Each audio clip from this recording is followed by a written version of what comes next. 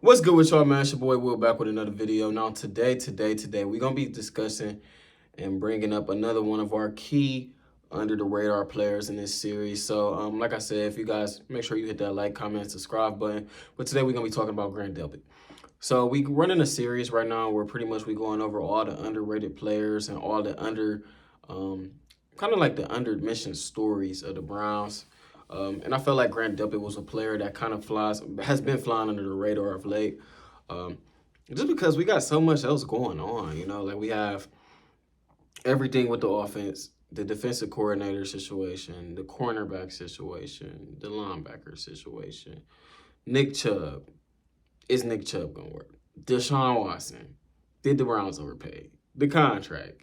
Is he a good human being? We get so caught up with all these different stories that the media pushes out, we kind of forget one of our key main and star players.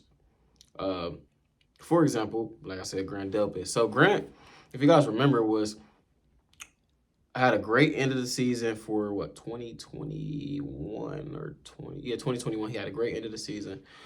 Came out in 2022.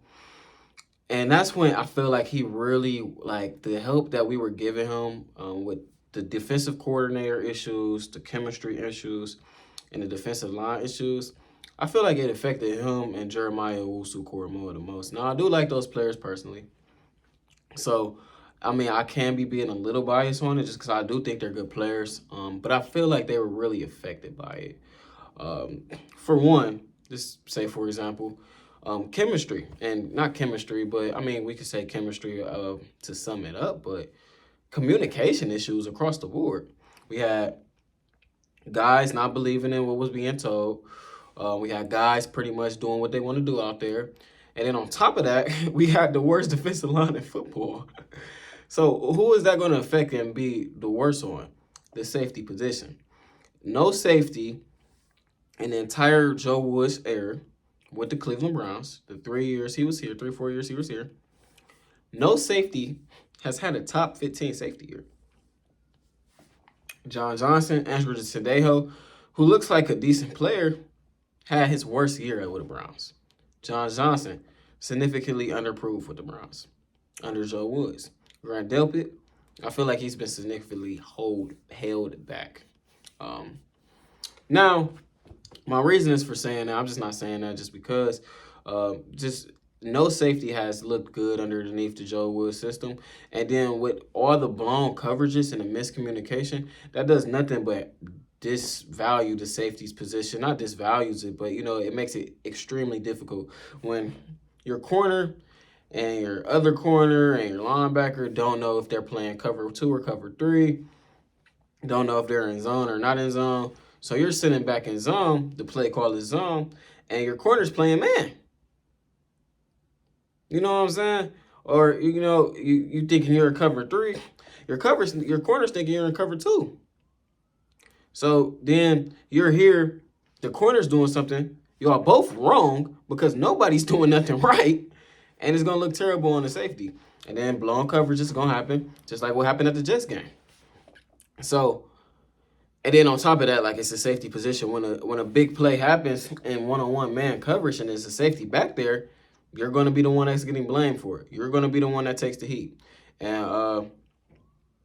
I mean, it just goes back to the Jets game, just to bring up one of the worst football games one of the worst losses I've ever watched as a Browns fan.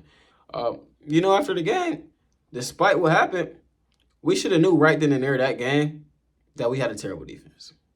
Because if we remember, even after the game and after the next day, Delpit and Denzel Ward both still said that they both were right. Even though somebody was clearly wrong. Somebody was clearly wrong. Clearly wrong. But the fact that our chemistry issues and our communication from the top down to the players was so bad that we still, after all of that happened, we still didn't know who was really wrong. We still didn't know. Why wasn't the coach or the coaches being able to say, hey, we were in this, I called this, Grant, you were wrong. We were in this, I caught this, Denzel, you were actually wrong.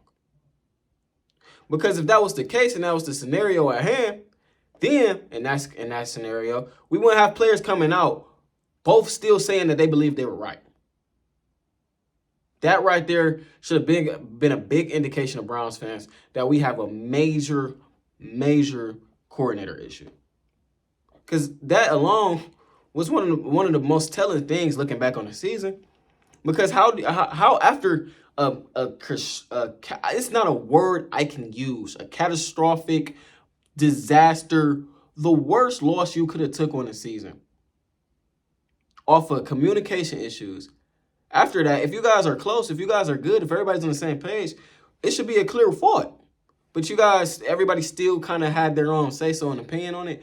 We should have knew it was dysfunction going on right then and there, but we kind of swept it under the brush. And, well, not under the brush, but we swept it under the rug. And we was like, hey, Joe Woods, get it fixed. Never got fixed. He should have been fired that game. And I'm not too much of a fan of, getting rid of a guy after a bad loss, but he should have been fired too after those interviews where both players were still at it. Like, nah, man, he was wrong. That right then and there should have been a clear indication for Andrew Berry to fire Joe Woods. But we did a stable thing, and we kept him along through the season. So it's kind of hard to grade what any safety's value and worth based on what Joe Woods gave out and pushed out. Now, he was the best-looking safety out of the bunch of people that play safety underneath Joe Woods, with the Browns at least. Now, what I will say is, for one, his rushing defense was great, despite the fact our defensive line was getting blew off the ball, like pounded every single possession. Just pushed 5 yards up the field. We always seen Grant coming down, boom, making a big play. If Grant didn't make a big play, it was probably a touchdown. And he was playing Russian roulette down there. Not Russian roulette, but it was a lot of gambling going on. If he made the right decision, he made a big play. He made the wrong decision, touchdown. Any given time. You know what I'm saying? And we have blown plays and I don't know, man. We're going to see this year. I feel like this is a big prove year for Grant and a lot of other guys on that set. For the entire damn team besides Myles Garrett and Nick Chubb, this is a big prove year. I feel like a lot of people, if Grant comes out and has a good year, I feel like a lot of people will be surprised at his success when it was always right there in the air, but he was always held back to other team issues. He was always held back. He's been held back since a rookie when he blew his Achilles or his ACL in camp. This year should be Grant's first year being fully able to play football with a stable coordinator, and hopefully, knock on wood, good health and good team communication. I think he'll flourish. I think that's one of the most underrated players on our entire defense. I think him and McLeod and Thornhill will be a great safety room.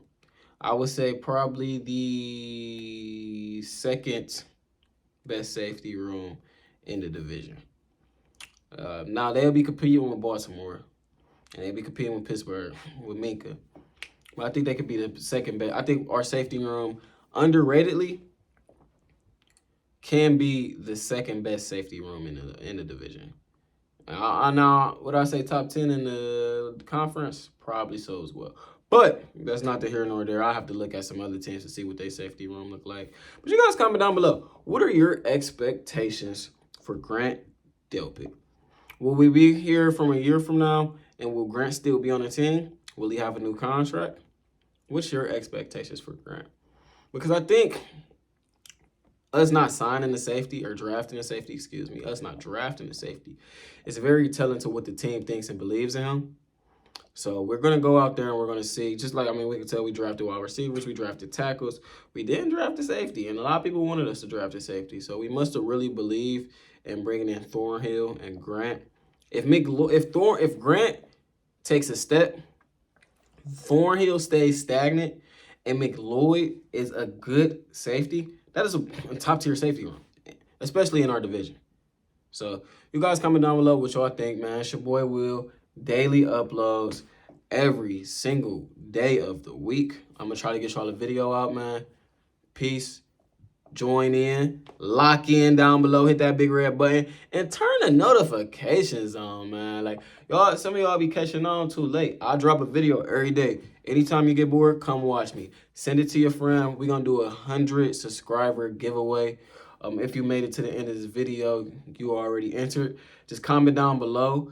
Make sure you're subbed. Make sure you follow me on Instagram and Twitter. My Instagram and Twitter is going to be in the comment sections down below. I haven't been putting them. I'm about to go put them in all the videos. I'm going to launch and announce a getaway on my next video just at the start of it, because I know a lot of people don't usually make it to the end of the video. But like I said, comment down below. You're automatically entered in. Follow me, sub, and yes, that's an automatic entry. We're going to be giving away a Browns jersey at 100 subs. Make sure y'all lock in, and I'm out. Peace!